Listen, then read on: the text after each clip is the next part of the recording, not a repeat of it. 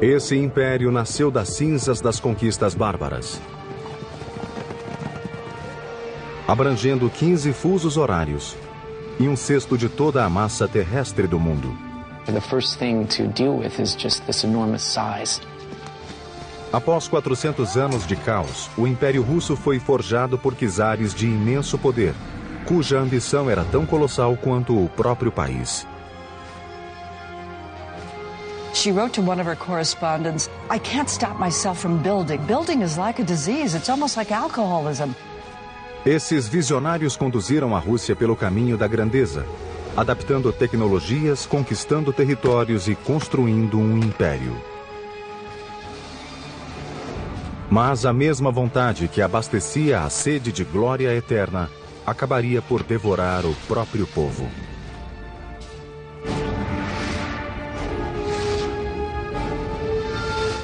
Construindo um império. Rússia. Moscou, 1480. Um czar resolveu alcançar um poder sem precedentes. Seu nome, Ivan III. Por séculos, seu povo estivera sob o tacão dos mais brutais guerreiros da Eurásia. Eram oriundos da Mongólia, os tártaros. Mas Ivan III resolveu que faria de tudo para derrotá-los. Sem hesitar, rasgou o tratado que o ligava aos tártaros e declarou que a Rússia lhe pertencia. Agora o futuro do povo russo estava em jogo. Se Ivan perdesse, todos pereceriam. Se ganhasse, a Rússia se tornaria a terra dos czares. Hello, I'm Peter Weller. Some say the history of Russia is a history of its great cities. Now, what we think of as Russia today actually began in the 9th century when a very diverse people started to coalesce around a single dominant clan called the Kievan Rus.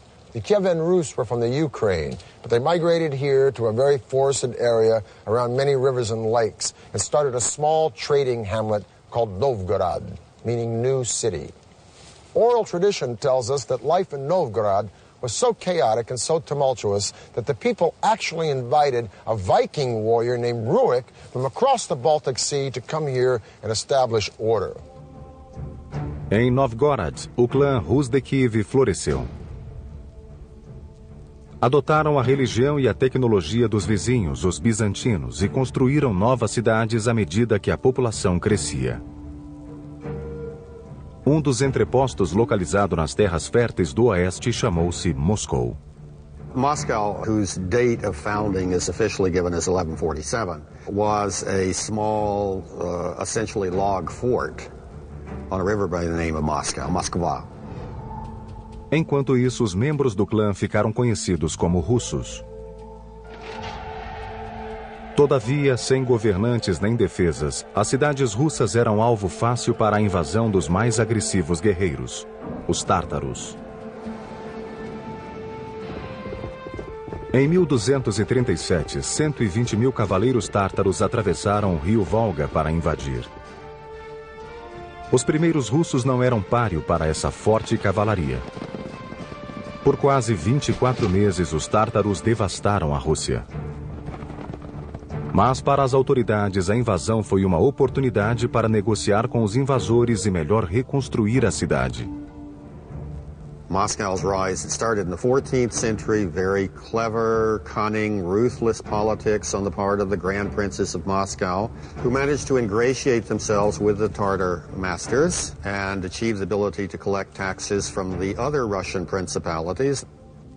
Sob a proteção tártara, Moscou começou a drenar os recursos das demais cidades. Os territórios anexados acabaram formando um só estado moscovita. Contudo, os líderes ainda tinham de pagar aos odiados guerreiros tártaros. Tudo isso mudou em 1462 com Ivan III. Ivan chegou ao poder resolvido a pôr um fim no domínio tártaro. Adotou o título de Grande Príncipe de toda a Rússia e concebeu um plano para derrotar os tártaros. Ivan, I think, had all of the characteristics he needed to be a good and successful Tsar and to earn the title the Great. He was ambitious, he was opportunistic, he was ruthless, he was smart. O novo czar começaria pelo casamento. E escolheu a princesa do império que lhe dera religião e arquitetura, Bizâncio. Com essa aliança, Ivan adotou o símbolo bizantino da águia bicéfala e chamou a Rússia de Terceira Roma. Em 1472, o czar começou a construir o próprio legado. Encomendou uma catedral que seria o sinal inequívoco de que a Rússia era uma potência para ser reconhecida. Os operários começaram a trabalhar na grandiosa obra nesse mesmo ano. Mas a Mãe Natureza tinha outras ideias. Em 1474, um pequeno tremor de terra sacudiu Moscou. 2 anos de construção viraram uma pilha de escombros. Erguida em pedra bruta sobre fundações frágeis, era um acidente previsível. Ivan transformou o desastre em oportunidade. At this point, Ivan III does what any shrewd ruler would do. Find the best people. And the best people of that period, the 15th century, were in Italy. Ivan achou Aristóteles Fioravanti, conhecido e habilidoso mestre arquiteto da Itália. Mas antes de reconstruir a Catedral de Moscou, era preciso demolir o que ficara. Na primeira de várias inovações, Fioravanti usou a tecnologia bélica na forma de um ariete para derrubar as ruínas da catedral. And that amazed the Muscovites. What they had taken months to erect unsuccessfully, he was able to batter down in 3 weeks. A seguir, Fioravanti iniciou a nova construção, que hoje é conhecida como Catedral da Assunção. Começou inspirado em velhas igrejas locais, mas deu-lhe toques de tecnologia ocidental. O resultado revolucionou a arquitetura russa. We start with the foundation. Instead of the rubble-filled trench, which was typical of early medieval Russian building, he cleared the trench and put large oak pilings, which are much more stable means of supporting the building, so that the building doesn't later crack or deform in ways that will lead it to ultimately collapse. As inovações de Fioravanti não pararam. Em vez de empilhar pedras como de hábito, ele optou por desencontrar os blocos em amarração, a fim de conseguir maior estabilidade. Terminadas as paredes, ele se voltou à delicada e perigosa construção dos tetos abobadados. When you begin to vault the roof, there's an enormous amount of weight coming down on those walls. So the third element that he introduced was iron tie rods. Well, they were just iron rods that were inserted in the masonry and extended across at the level of the vaulting. It serves as an additional form of support. It ties the structure together.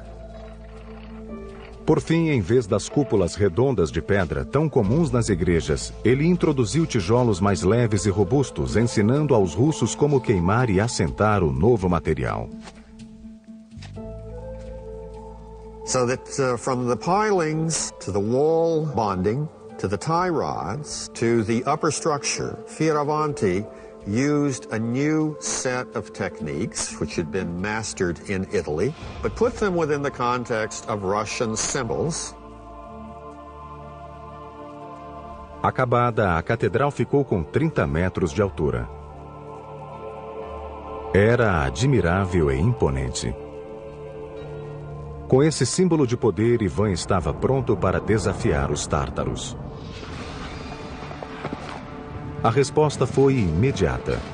Reuniram um exército formidável e atacaram Moscou. Ivan já os esperava e os 2 exércitos travaram um combate perto do rio Ugra, a 500 quilômetros de Moscou. Após meses de luta equilibrada, os russos conseguiram vencer os tártaros. Ivan expulsou os opressores que haviam subjugado os russos por quase 3 séculos. Com esse legado gravado em monumentos de pedra e bronze, Ivan III tornou-se Ivan o Grande. Quando morreu em 1505, Ivan tinha criado uma Rússia independente, mas não ainda um império. Essa distinção ficaria com outro Ivan, cujo poder absoluto e desumana crueldade lhe valeria o título de Ivan o Terrível. No fim do reinado em 1505, Ivan o Grande havia libertado o povo russo da subserviência aos tártaros e triplicado as terras de Moscou. In other words, it went from 15,000 square miles to 45,000 square miles, which was an enormous accomplishment in itself, and that would earn him the title the Great. Mas os tártaros ainda eram um problema. Embora afastados de Moscou, sua capital, Kazan, ficava no caminho das conquistas da Rússia. Apenas a sombria determinação do terceiro neto de Ivan libertaria de vez a Rússia dos tártaros e a transformaria em império. Ele seria conhecido como Ivan o Terrível. I think the greatest single period of expansion was under Ivan the Terrible. The Muscovite Tsardom encompassed the Volga, the Ural regions, and then eventually all of Siberia. Esse grande imperador havia tido uma adolescência extremamente perturbada. Ainda menino, ele perdera o pai e testemunhara a brutal luta pela sucessão, envolvendo tortura, execução e assassinato. Tais atrocidades marcariam Ivan para sempre. Ivan the Terrible's traumatic background as a child, I think, produced an Ivan who was terrible. Even as a young child, he tortured animals. He seemed to be cruel and sadistic. Quando assumiu o poder em 1547, ele se convencera de que Deus o incumbira de governar a Rússia.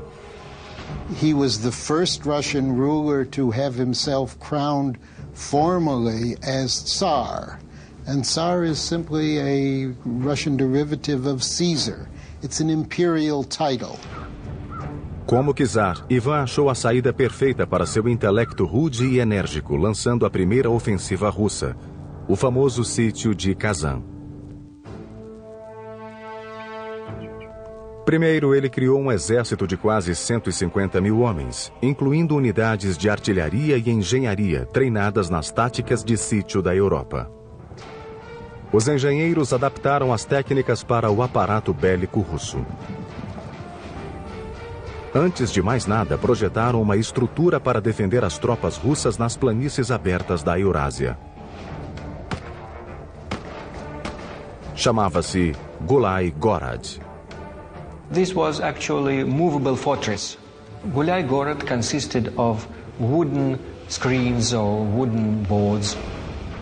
Eram verdadeiros escudos feitos para defender a infantaria artilheira chamada Strelets, atirador em russo. Russian infantry stood inside these movable fortress and used guns, used cannons against the cavalry. And another way to use it was against the besieged city like Kazan. 23 de agosto de 1552. Com o exército armado e equipado, Ivan iniciou sua jornada rumo a Kazan. It was done very ingeniously as the Russians moved up and would very quickly erect prefabricated log fortresses as they inched ever closer to Kazan. In other words, tightening the noose around the city.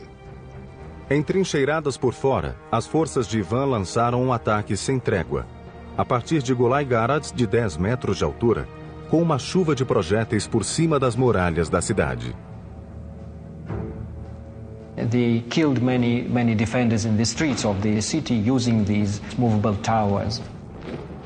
Vendo suas torres intactas, Ivan ordenou aos oficiais que achassem um modo de invadir a cidade. Foi criado um ousado plano de escavar um túnel sob as muralhas, enchê-lo de minas e provocar uma explosão. A 30 de setembro, eles acenderam um estopim que decidiria o destino de Kazan.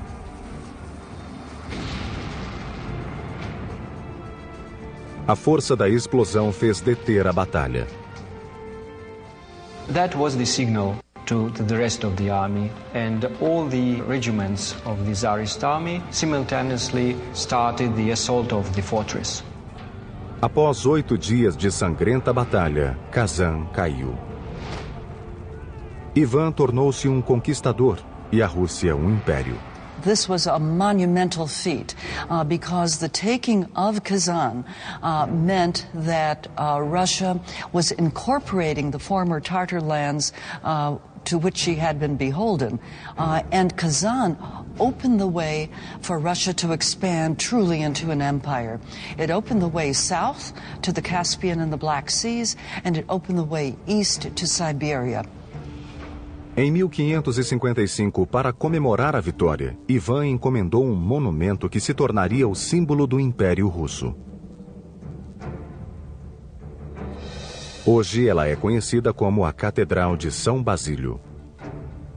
The Cathedral of the Intercession, which we know as St. Basil's, is based on the technology of brick towers that the Italians brought in and the Russians later adapted to create votive tower churches.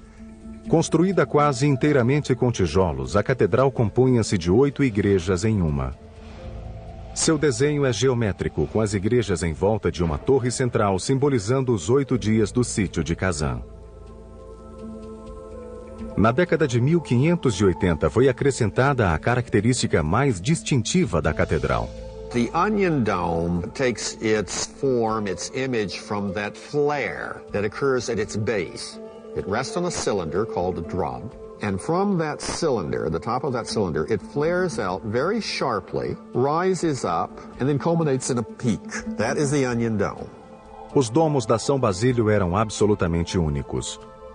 Cada um foi construído em texturas diferentes com placas de metal pintadas à mão. A estrutura é de ferro. If you strip that metal sheath away, it would look something like a bird cage that had been squashed, so that you got the flare. O resultado foi um visual arquitetônico estonteante, nunca visto antes na Rússia. Em 1553, os domínios de Ivan eram os maiores da Europa, e ele se achava no auge do poder. Mas sua crescente paranoia e os punhos de ferro com que governava iam estrangulando lentamente o próprio império. Ele mergulhou em uma série de guerras dispendiosas e sistematicamente eliminava quem ousasse enfrentá-lo. A sombria insanidade de Ivan consumia o povo russo.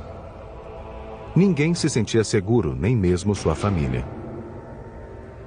Another reason Ivan IV could be called the Terrible is probably the finale of his reign when he murdered his son, who was trying to protect his pregnant wife from Ivan's rage.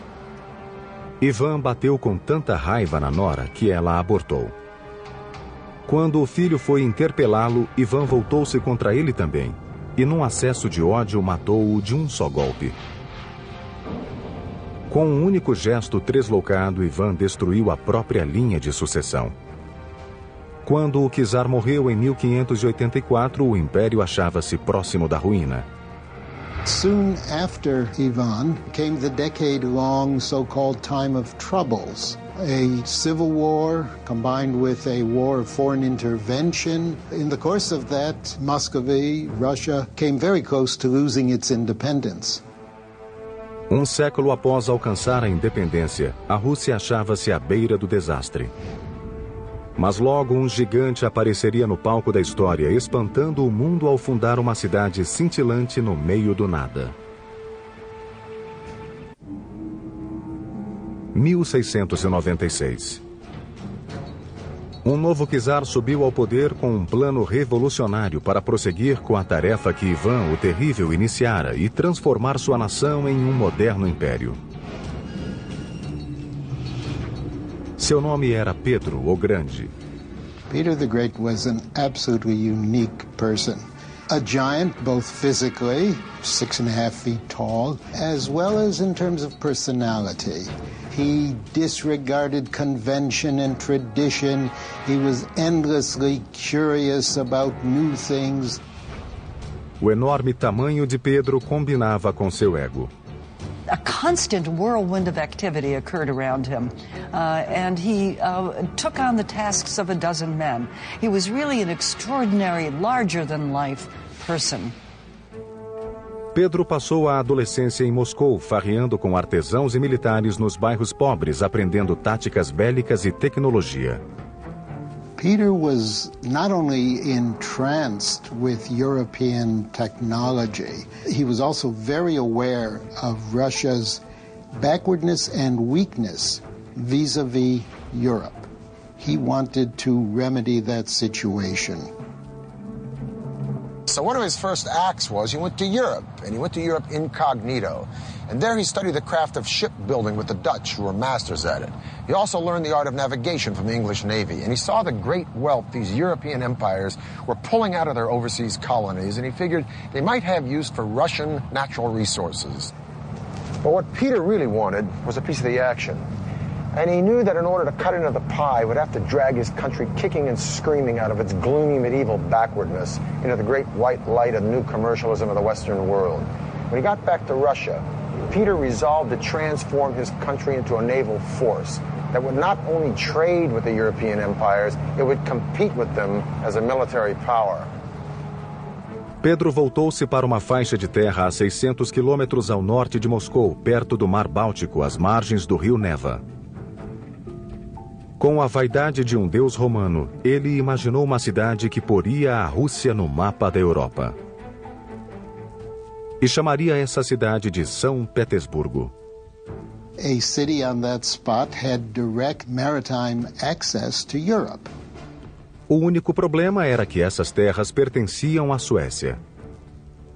Mas Pedro não se abalou e em 1700 atirou-se a um ataque fulminante, tomando as terras à força. Em 1703 foi lançada a pedra fundamental da cidade. The new capital that Peter had in mind, it was to be a fortress, was to be the center of the army and the navy. It was to be the window on Europe through which Western ideas, modern ideas were going to flood and spread throughout the entire empire. São Petersburgo nasceu à custa de muito sangue e guerra. Mas para o povo humilde, a ambição do czar era uma espada de dois gumes. Peter chose the site of his future city for its access to the Baltic Sea, but this advantage would come with a steep price. For 5 months out of the year, the river delta and its surrounding swamps would freeze, and then predictably and reliably flood when they thawed with the warmer months. The building of this city would be a monumental challenge. So Peter turned to the one natural resource that compensated in Russia when all else failed: raw manpower. O povo russo literalmente construiu São Petersburgo com as próprias mãos. Naquele mundo pantanoso, quase nenhum suprimento podia chegar. Para firmar as fundações da fortaleza acima das águas, os operários tiveram de cavar a terra com as mãos e transportar milhares de toneladas de barro em casacos e camisas. Tudo tinha de ser importado. Até a madeira tinha de ser cortada a montante para descer pela correnteza em grandes quantidades a fim de estabilizar as fundações. There's no bedrock there, so that any large structure had to be built on pilings. Para tanto, os engenheiros projetaram um sistema de polia para cravar milhares de estacas no solo macio. You'd raise the head, and they would drop it, and that would drive the pile into the ground. And this was repeated tens of thousands of times in Petersburg. Within 5 months, thousands and thousands of laborers had erected the hexagonal walls and the timber bastions of this fortress you see behind me. At night, they'd come home to their camps freezing and tired and hungry, and just as they had come by the thousands, so they would die by the thousands from disease, from the flooding, and from exhaustion. By 1708, a rough estimate of 25,000 laborers had perished building this fledgling city, which gave rise to its nickname, the City of Bones. There is no statistic that tells us exactly how many people died before this city was finished, but a 19th century historian says that up until that point, there was no single battle in the annals of military history that cost as many lives as the number of laborers who perished in the building of St. Petersburg. Para Pedro, os fins justificam os meios. Em 1706, ele lançou o primeiro navio de guerra do estaleiro de São Petersburgo, o primeiro complexo industrial da cidade. Tinha construtores navais residentes, fabricantes de velas e cordames, forjas e uma fundição de ferro. A Rússia agora tinha uma marinha, e o czar ia gradualmente mudando a face do império. Em 1712, com a habitual e rude eficiência, Pedro procedeu à maior das mudanças. De uma simples penada, ele fez de São Petersburgo a capital da Rússia. Em um instante, os 300 anos de supremacia moscovita ruíram por terra. Moscou ficou aturdida. Many Russians reacted to Peter as though he were an alien from outer space. They didn't understand him. He imposed his strange ideas on his country, using the full force of an autocratic and absolute monarch, which he inherited from his predecessors, but he knew very well how to use it to get his will.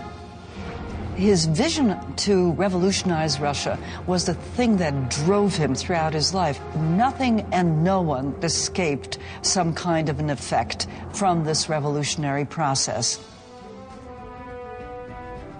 Pedro não poupou despesas para criar uma cidade do nada.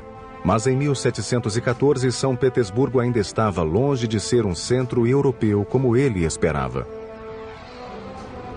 E os anos de farra e excesso já começavam a pesar no czar. Sem aquela vontade férrea, o projeto todo ameaçava ruir e deixar a Rússia mais uma vez à beira do caos.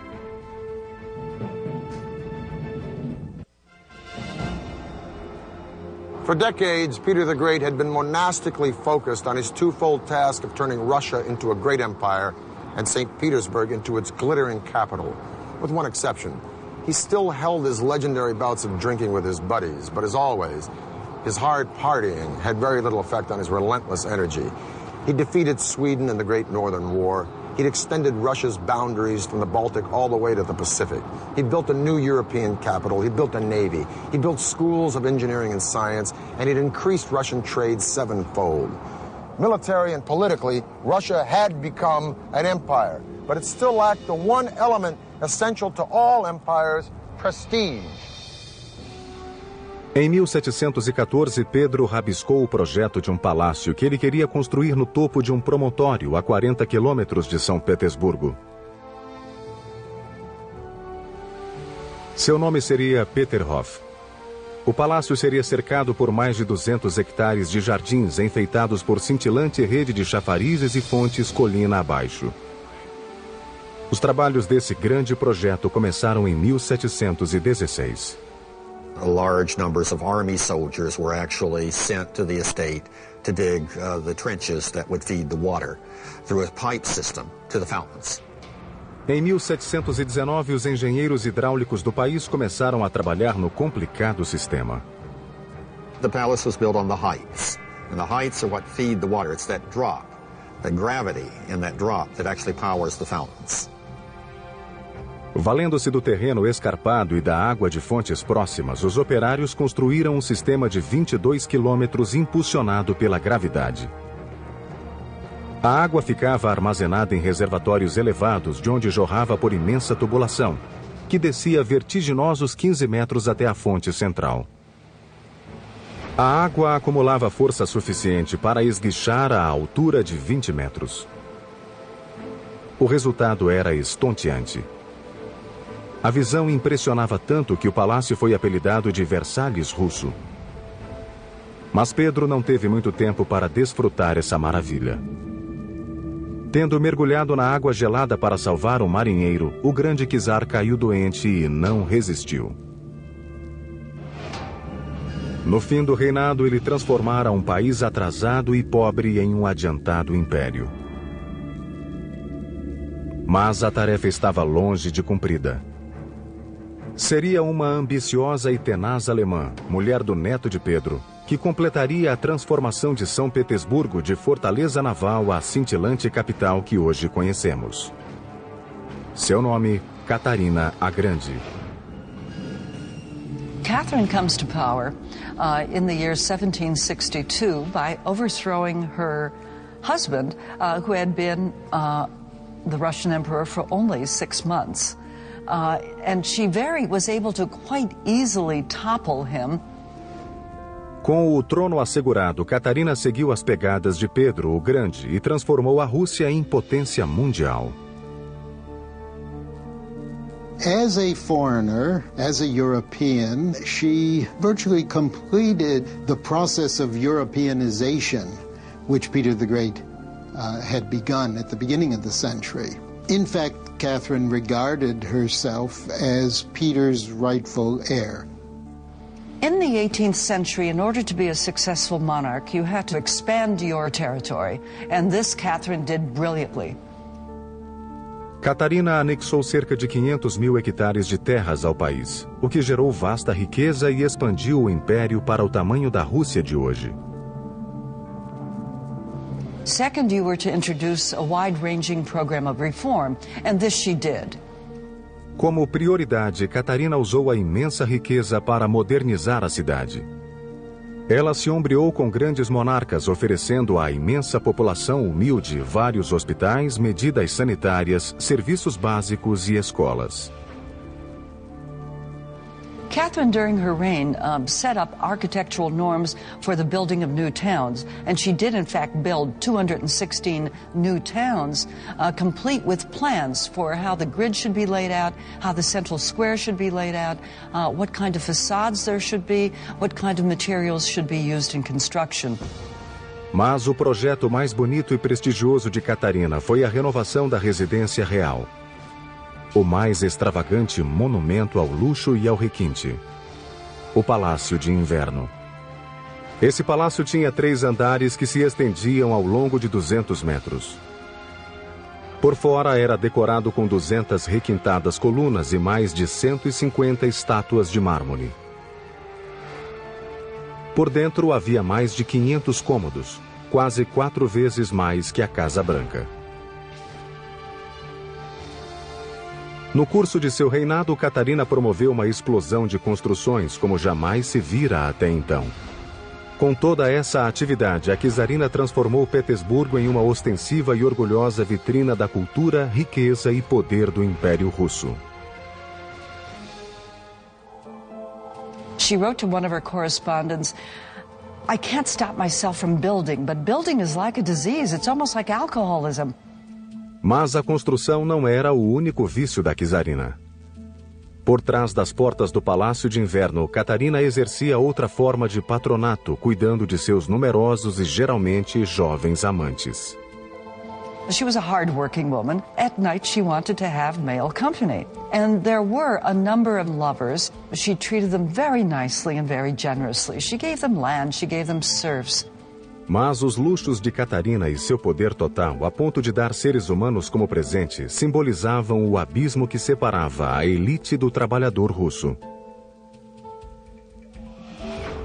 Embora fosse gentil com os súditos, as reformas de Catarina não contemplaram muito o povo. No fim de seu reinado, em 1796, a Rússia era uma superpotência.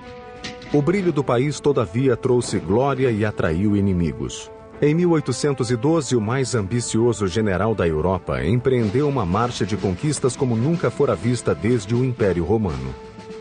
E ele escolhera a Rússia como próxima vítima. Quando morreu em 1796, Catarina havia acrescentado 500.000 hectares de terras ao Império. Mais de 40 milhões de pessoas eram agora consideradas russas. Quando seu neto Alexandre I subiu ao trono em 1801, a Rússia era peça importante no tabuleiro mundial de xadrez. Isso fez dela um cobiçado troféu para o mais temível general da Europa, Napoleão Bonaparte. Em 1812, o czar Alexandre enfrentaria um problema que a Rússia não via desde a invasão mongol, 6 séculos antes. Napoleon posed a considerable threat to Russia. He had already brought virtually all of Europe under his control. Napoleão invadiu a Rússia com um exército sem precedentes de mais de 500 mil soldados. Os russos, vendo que não podiam enfrentá-los, adotaram a tática da retirada estratégica. Queimavam tudo o que ficava para trás a fim de deixar os invasores sem alimento. Quando finalmente chegou a Moscou, Napoleão percebeu que havia subestimado a vontade de aço do povo russo. Napoleon probably thought that having invaded Russia, seized the old capital, Alexander would be willing to come to terms with him. Alexander was not.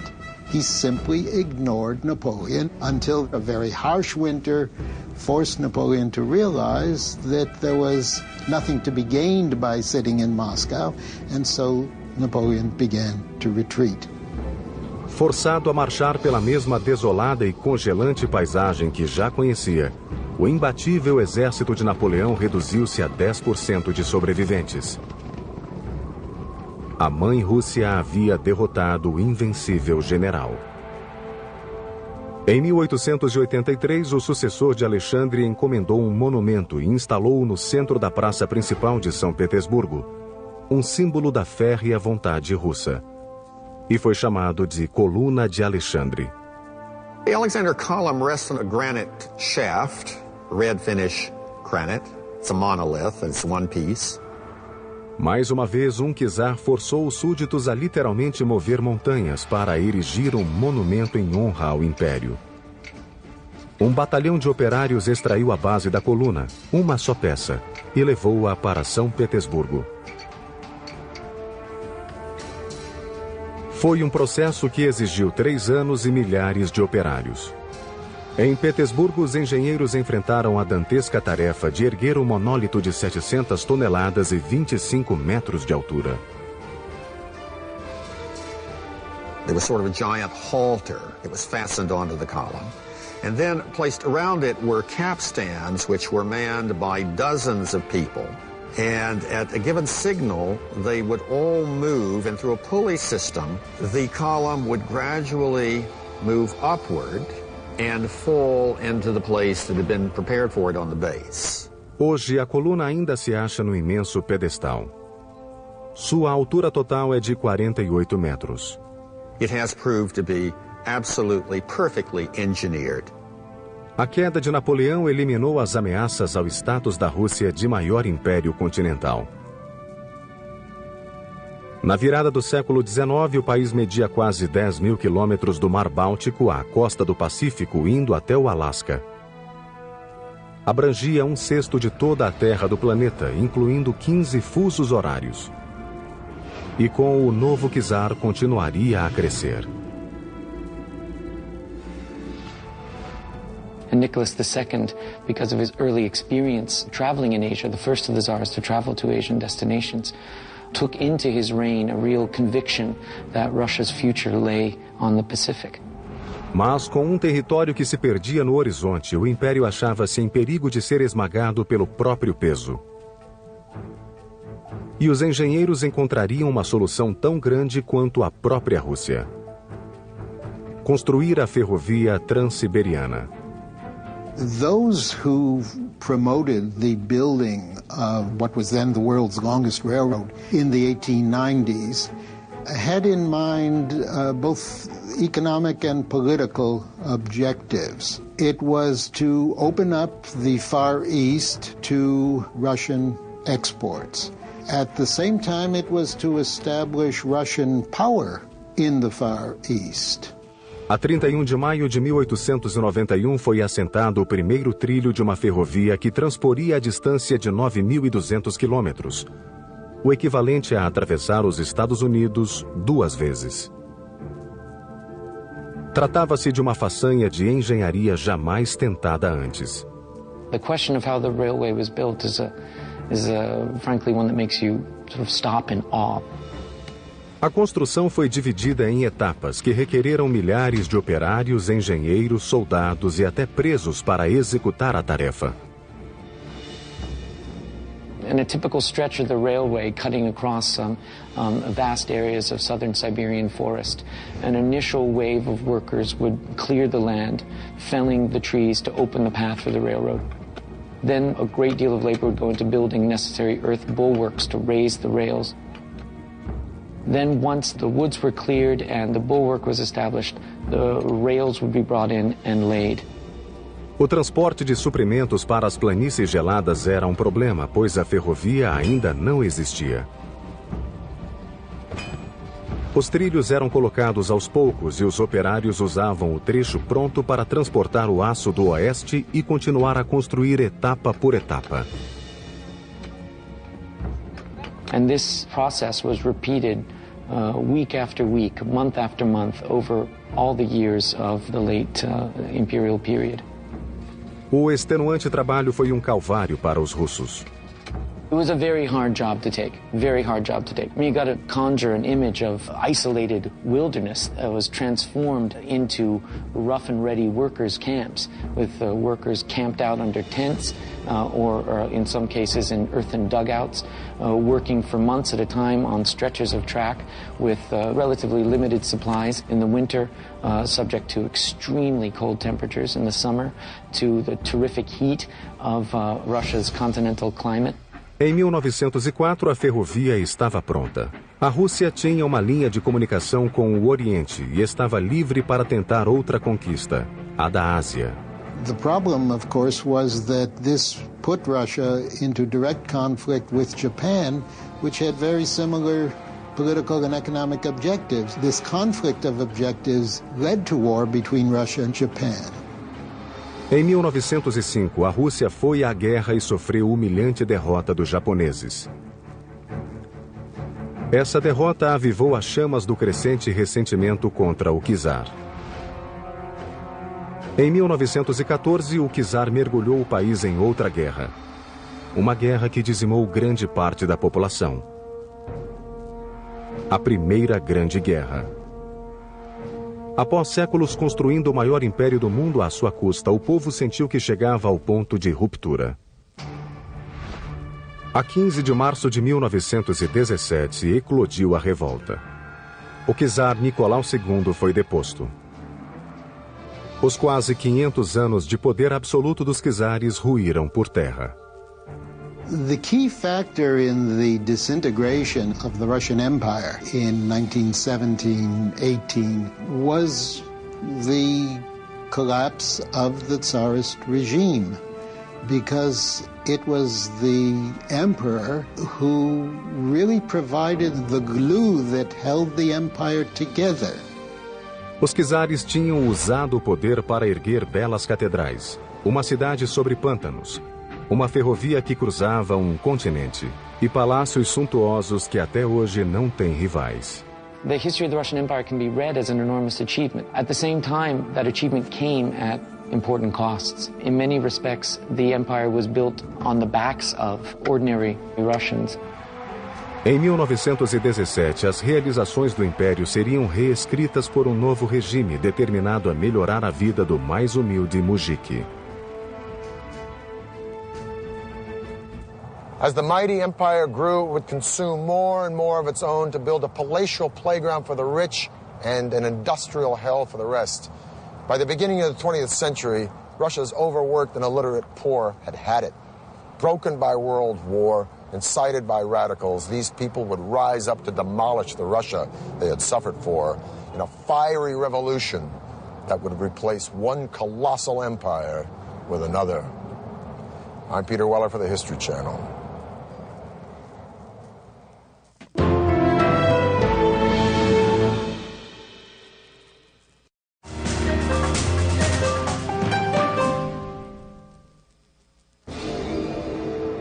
Esse império nasceu das cinzas das conquistas bárbaras. Abrangendo 15 fusos horários e um sexto de toda a massa terrestre do mundo. The first thing to deal with is just this enormous size. Após 400 anos de caos, o Império Russo foi forjado por czares de imenso poder, cuja ambição era tão colossal quanto o próprio país. She wrote to one of her correspondents, "I can't stop myself from building. Building is like a disease. It's almost like alcoholism." Esses visionários conduziram a Rússia pelo caminho da grandeza, adaptando tecnologias, conquistando territórios e construindo um império. Mas a mesma vontade que abastecia a sede de glória eterna acabaria por devorar o próprio povo.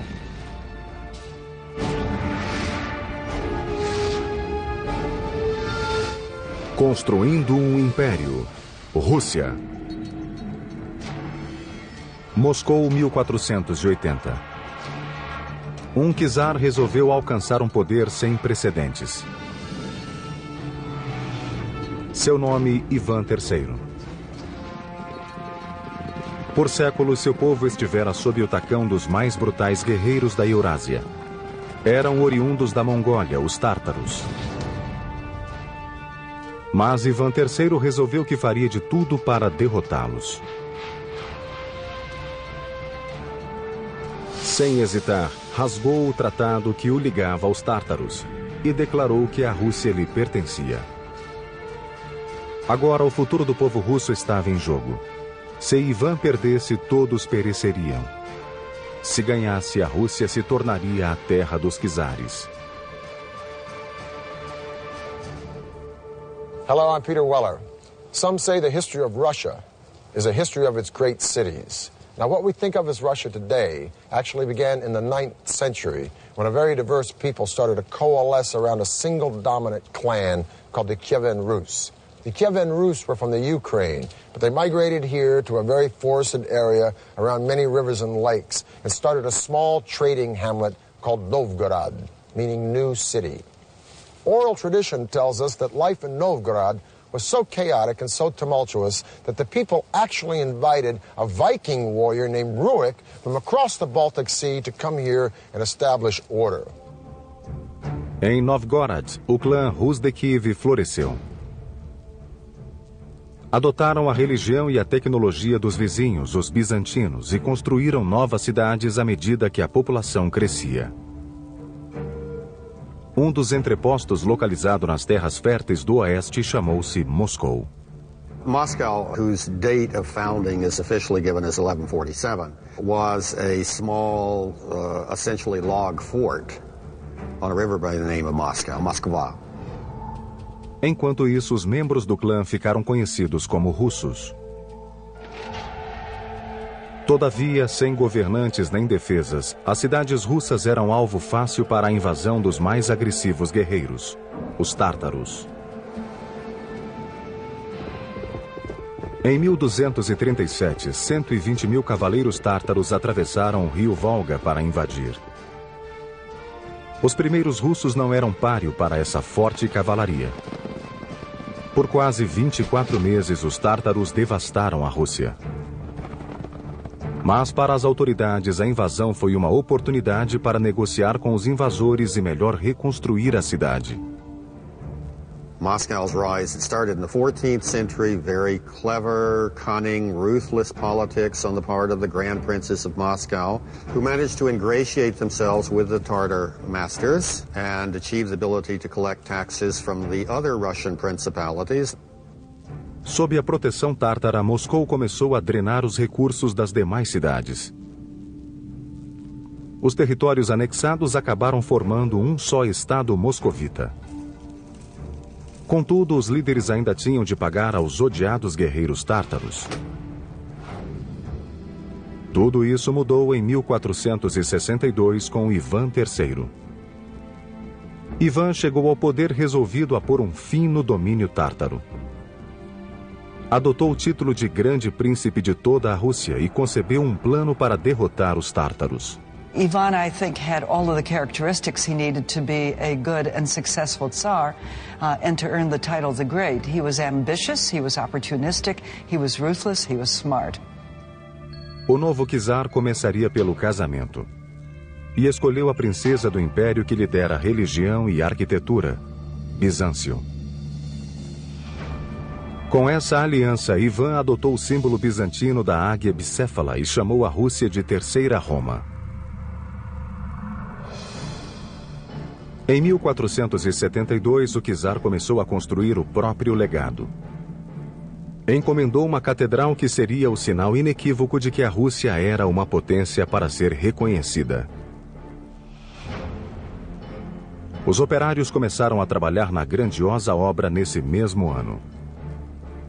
Mas a Mãe Natureza tinha outras ideias. Em 1474, um pequeno tremor de terra sacudiu Moscou. 2 anos de construção viraram uma pilha de escombros. Erguida em pedra bruta sobre fundações frágeis, era um acidente previsível. Ivan transformou o desastre em oportunidade. At this point, Ivan III does what any shrewd ruler would do. Find the best people. And the best people of that period, the 15th century, were in Italy. Ivan achou Aristóteles Fioravanti, conhecido e habilidoso mestre arquiteto da Itália. Mas antes de reconstruir a Catedral de Moscou, era preciso demolir o que ficara. Na primeira de várias inovações, Fioravanti usou a tecnologia bélica na forma de um ariete para derrubar as ruínas da catedral. And that amazed the Muscovites. What they'd taken months to erect unsuccessfully, he was able to batter down in 3 weeks. A seguir, Fioravanti iniciou a nova construção, que hoje é conhecida como Catedral da Assunção. Começou inspirado em velhas igrejas locais, mas deu-lhe toques de tecnologia ocidental. O resultado revolucionou a arquitetura russa. We start with the foundation. Instead of the rubble-filled trench, which was typical of early medieval Russian building, he cleared the trench and put large oak pilings, which are much more stable means of supporting the building, so that the building doesn't later crack or deform in ways that will lead it to ultimately collapse. As inovações de Fioravanti não pararam. Em vez de empilhar pedras como de hábito, ele optou por desencontrar os blocos em amarração, a fim de conseguir maior estabilidade. Terminadas as paredes, ele se voltou à delicada e perigosa construção dos tetos abobadados. When you begin to vault the roof, there's an enormous amount of weight coming down on those walls. So the third element that he introduced was iron tie rods. Well, they were just iron rods that were inserted in the masonry and extended across at the level of the vaulting. It serves as an additional form of support. It ties the structure together. Por fim, em vez das cúpulas redondas de pedra tão comuns nas igrejas, ele introduziu tijolos mais leves e robustos, ensinando aos russos como queimar e assentar o novo material. So that from the pilings to the wall bonding to the tie rods to the upper structure, Fioravanti used a new set of techniques which had been mastered in Italy, but put them within the context of Russian symbols. Acabada, a catedral ficou com 30 metros de altura. Era admirável e imponente. Com esse símbolo de poder, Ivan estava pronto para desafiar os tártaros. A resposta foi imediata. Reuniram um exército formidável e atacaram Moscou. Ivan já os esperava e os 2 exércitos travaram um combate perto do rio Ugra, a 500 quilômetros de Moscou. Após meses de luta equilibrada, os russos conseguiram vencer os tártaros. Ivan expulsou os opressores que haviam subjugado os russos por quase 3 séculos. Com esse legado gravado em monumentos de pedra e bronze, Ivan III tornou-se Ivan o Grande. Quando morreu em 1505, Ivan tinha criado uma Rússia independente, mas não ainda um império. Essa distinção ficaria com outro Ivan, cujo poder absoluto e desumana crueldade lhe valeria o título de Ivan o Terrível. No fim do reinado em 1505, Ivan o Grande havia libertado o povo russo da subserviência aos tártaros e triplicado as terras de Moscou. In other words, it went from 15,000 square miles to 45,000 square miles, which was an enormous accomplishment in itself, and that would earn him the title the Great. Mas os tártaros ainda eram um problema. Embora afastados de Moscou, sua capital, Kazan, ficava no caminho das conquistas da Rússia. Apenas a sombria determinação do terceiro neto de Ivan libertaria de vez a Rússia dos tártaros e a transformaria em império. Ele seria conhecido como Ivan o Terrível. I think the greatest single period. Os domos da São Basílio eram absolutamente únicos. Cada um foi construído em texturas diferentes com placas de metal pintadas à mão. A estrutura é de ferro. If you strip that metal sheath away, it would look something like a bird cage that had been squashed, so that you got the flare. O resultado foi um visual arquitetônico estonteante, nunca visto antes na Rússia. Em 1553, os domínios de Ivan eram os maiores da Europa, e ele se achava no auge do poder. Mas sua crescente paranoia e os punhos de ferro com que governava iam estrangulando lentamente o próprio império. Ele mergulhou em uma série de guerras dispendiosas e sistematicamente eliminava quem ousasse enfrentá-lo. A sombria insanidade de Ivan consumia o povo russo. Ninguém se sentia seguro, nem mesmo sua família. Another reason Ivan IV could be called the Terrible is probably the finale of his reign when he murdered his son, who was trying to protect his pregnant wife from Ivan's rage. Ivan bateu com tanta raiva na nora que ela abortou. Quando o filho foi interpelá-lo, Ivan voltou-se contra ele também, e num acesso de ódio matou-o de um só golpe. Com um único gesto tresloucado, Ivan destruiu a própria linha de sucessão. Quando o czar morreu em 1584, o império achava-se próximo da ruína.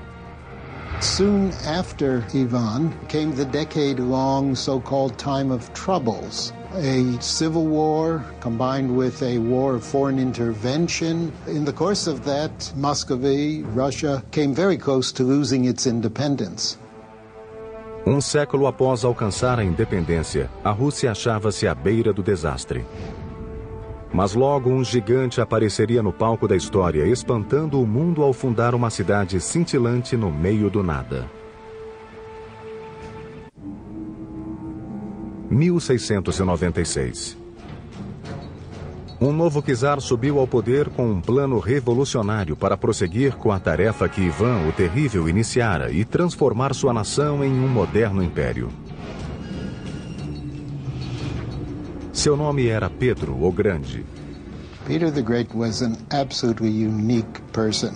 A giant, both physically, 6.5 feet tall, as well as in terms of personality. He disregarded convention and tradition. He was endlessly curious about new things. O enorme tamanho de Pedro combinava com seu ego. A constant whirlwind of activity occurred around him, and he took on the tasks of a dozen men. He was really an extraordinary, larger-than-life person. Pedro passou a adolescência em Moscou, farreando com artesãos e militares nos bairros pobres, aprendendo táticas bélicas e tecnologia. Peter was not only entranced with European technology, he was also very aware of Russia's backwardness and weakness vis-a-vis Europe. He wanted to remedy that situation. So one of his first acts was he went to Europe, and he went to Europe incognito. And there he studied the craft of shipbuilding with the Dutch, who were masters at it. He also learned the art of navigation from the English Navy, and he saw the great wealth these European empires were pulling out of their overseas colonies, and he figured they might have use for Russian natural resources. But what Peter really wanted was a piece of the action. And he knew that in order to cut into the pie, he would have to drag his country kicking and screaming out of its gloomy medieval backwardness into the great white light of new commercialism of the Western world. When he got back to Russia, Peter resolved to transform his country into a naval force that would not only trade with the European empires, it would compete with them as a military power. Pedro voltou-se para uma faixa de terra a 600 quilômetros ao norte de Moscou, perto do Mar Báltico, às margens do rio Neva. Com a vaidade de um deus romano, ele imaginou uma cidade que poria a Rússia no mapa da Europa. E chamaria essa cidade de São Petersburgo. A city on that spot had direct maritime access to Europe. O único problema era que essas terras pertenciam à Suécia. Mas Pedro não se abalou e em 1700 atirou-se a um ataque fulminante, tomando as terras à força. Em 1703 foi lançada a pedra fundamental da cidade. The new capital that Peter had in mind, it was to be a fortress, was to be the center of the army and the navy. It was to be the window on Europe through which Western ideas, modern ideas were going to flood and spread throughout the entire empire.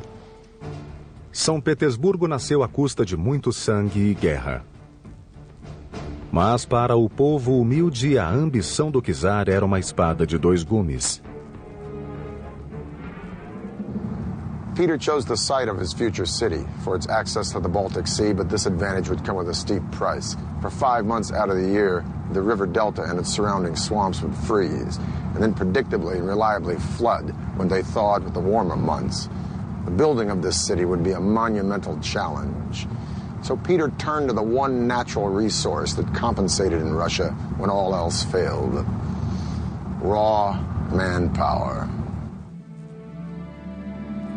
O povo russo literalmente construiu São Petersburgo com as próprias mãos. Naquele mundo pantanoso, quase nenhum suprimento podia chegar. Para firmar as fundações da fortaleza acima das águas, os operários tiveram de cavar a terra com as mãos e transportar milhares de toneladas de barro em casacos e camisas. Tudo tinha de ser importado. Até a madeira tinha de ser cortada a montante para descer pela correnteza em grandes quantidades a fim de estabilizar as fundações. There's no bedrock there, so that any large structure had to be built on pilings. Para tanto, os engenheiros projetaram um sistema de polia para cravar milhares de estacas no solo macio. You'd raise the head, and they would drop it, and that would drive the pile into the ground. And this was repeated tens of thousands of times in Petersburg. Within 5 months, thousands and thousands of laborers had erected the hexagonal walls and the timber bastions of this fortress you see behind me. At night, they'd come home to their camps freezing and tired and hungry, and just as they had come by the thousands, so they would die by the thousands from disease, from the flooding, and from exhaustion. By 1708, a rough estimate of 25,000 laborers had perished building this fledgling city, which gave rise to its nickname, the City of Bones. There is no statistic that tells us exactly how many people died before this city was finished, but a 19th century historian says that up until that point, there was no single battle in the annals of military history that cost as many lives as the number of laborers who perished in the building of St. Petersburg. Para Pedro, os fins justificam os meios. Em 1706, ele lançou o primeiro navio de guerra do estaleiro de São Petersburgo, o primeiro complexo industrial da cidade. Tinha construtores navais residentes, fabricantes de velas e cordames, forjas e uma fundição de ferro. A Rússia agora tinha uma marinha, e o czar ia gradualmente mudando a face do império. Em 1712, com a habitual e rude eficiência, Pedro procedeu à maior das mudanças. De uma simples penada, ele fez de São Petersburgo a capital da Rússia. Em um instante, os 300 anos de supremacia moscovita ruíram por terra. Moscou ficou aturdida. Many Russians reacted to Peter as though he were an alien from outer space. They didn't understand him. He imposed his strange ideas on his country, using the full force of an autocratic and absolute monarch, which he inherited from his predecessors, but he knew very well how to use it to get his will. His vision to revolutionize Russia was the thing that drove him throughout his life. Nothing and no one escaped some kind of an effect from this revolutionary process. Pedro não poupou despesas para criar uma cidade do nada. Mas em 1714, São Petersburgo ainda estava longe de ser um centro europeu como ele esperava. E os anos de farra e excesso já começavam a pesar no czar. Sem aquela vontade férrea, o projeto todo ameaçava ruir e deixar a Rússia mais uma vez à beira do caos.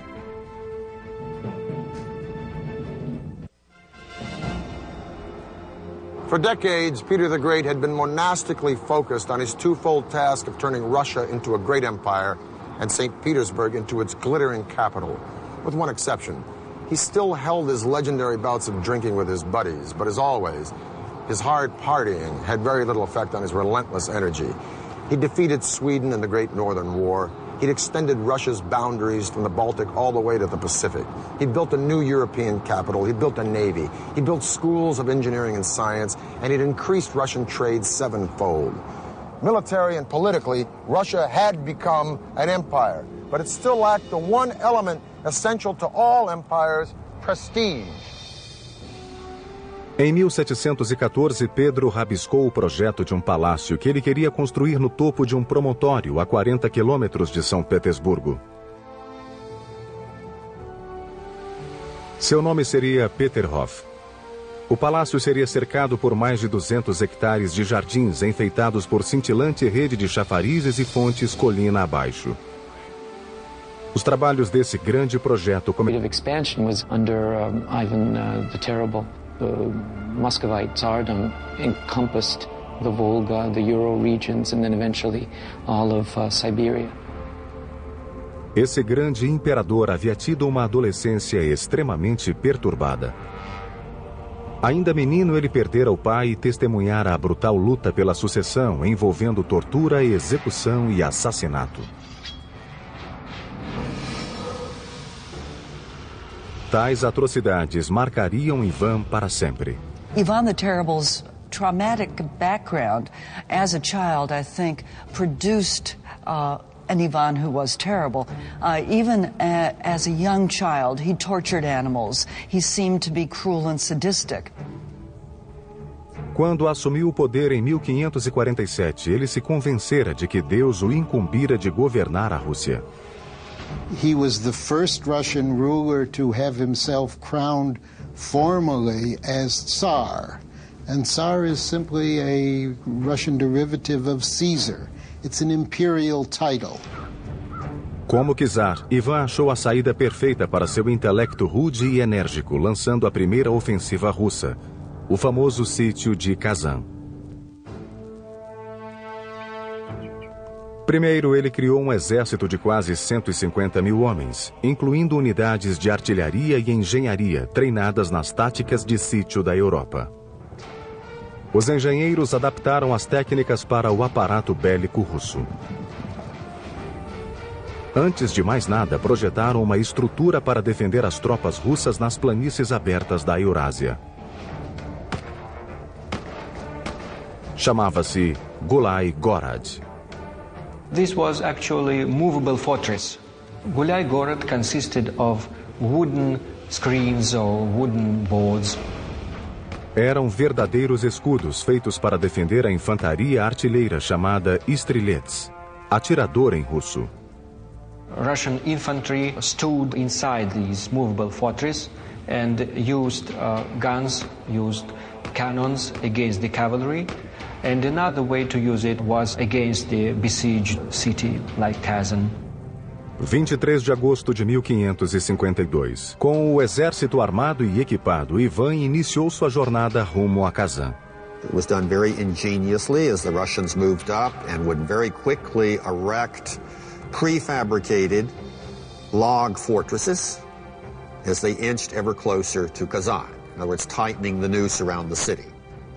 Entrincheiradas por fora, as forças de Ivan lançaram um ataque sem trégua, a partir de Gulai Gorod, de 10 metros de altura, com uma chuva de projéteis por cima das muralhas da cidade. they killed many defenders in the streets of the city using these movable towers. Vendo suas torres intactas, Ivan ordenou aos oficiais que achassem um modo de invadir a cidade. Foi criado um ousado plano de escavar um túnel sob as muralhas, enchê-lo de minas e provocar uma explosão. A 30 de setembro, eles acenderam um estopim que decidiria o destino de Kazan.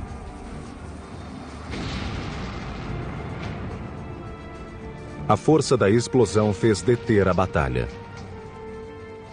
That was the signal to the rest of the army, and all the regiments of the Tsarist army simultaneously started the assault of the fortress.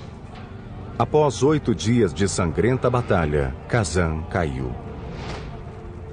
Ivan tornou-se um conquistador e a Rússia um império.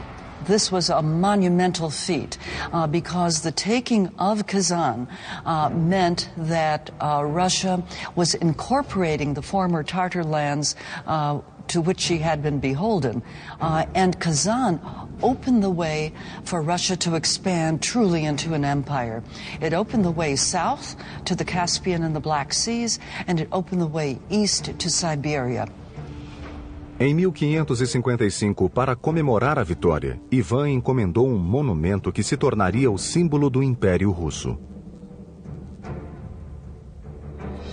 Hoje ela é conhecida como a Catedral de São Basílio. The Cathedral of the Intercession, which we know as St. Basil's, is based on the technology of brick towers that the Italians brought in and the Russians later adapted to create votive tower churches. Construída quase inteiramente com tijolos, a catedral compunha-se de 8 igrejas em uma. Seu desenho é geométrico, com as igrejas em volta de uma torre central, simbolizando os 8 dias do sítio de Kazan. Na década de 1580, foi acrescentada a característica mais distintiva da catedral. The onion dome takes its form, its image from that flare that occurs at its base. It rests on a cylinder called a drum, and from that cylinder, the top of that cylinder, it flares out very sharply, rises up, and then culminates in a peak. That is the onion dome.